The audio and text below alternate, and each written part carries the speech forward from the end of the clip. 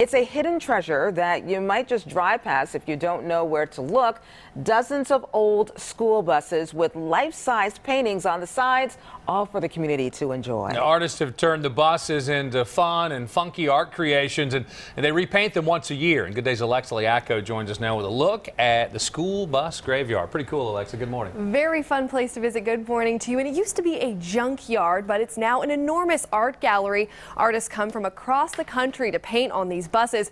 And we spoke with the man who owns the buses, who says he hopes everyone takes a moment to appreciate the weird and the wonderful that is the school bus graveyard.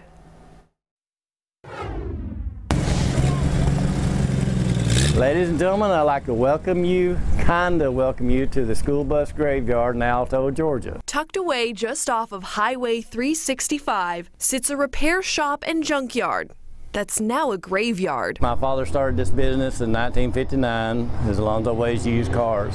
Used cars, car parts, and buses were all up for sale. They stole the radiators and all off of them. All these buses you see around there were actually running, driving.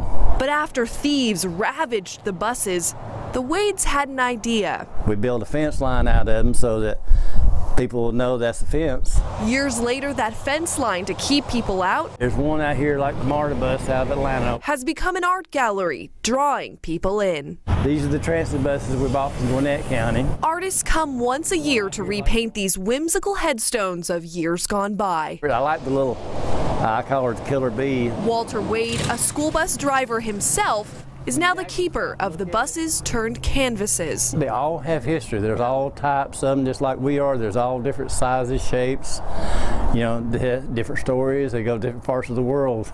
From charismatic to classic, there's no theme to the art. Out there, that's a big alligator.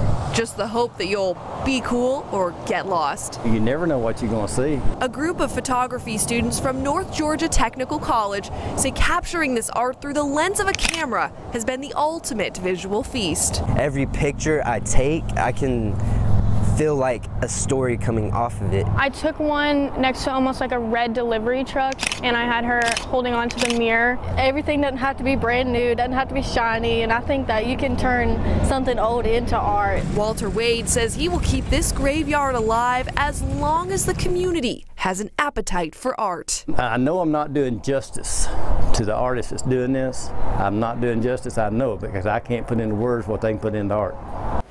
And Walter Wade says in the future he wants to invite school kids to come paint on the buses in an event to make it more interactive for the whole community. So I lots love of fun. That is cool. You know, I've driven past many times and just like, I wonder what's going on back there. Yeah, it's kind of tucked away in the trees, so you got to stop next time. I'm sure the community has an appetite for art. Yes, so absolutely. Definitely something to check out. Thanks, Alexa. Alexa.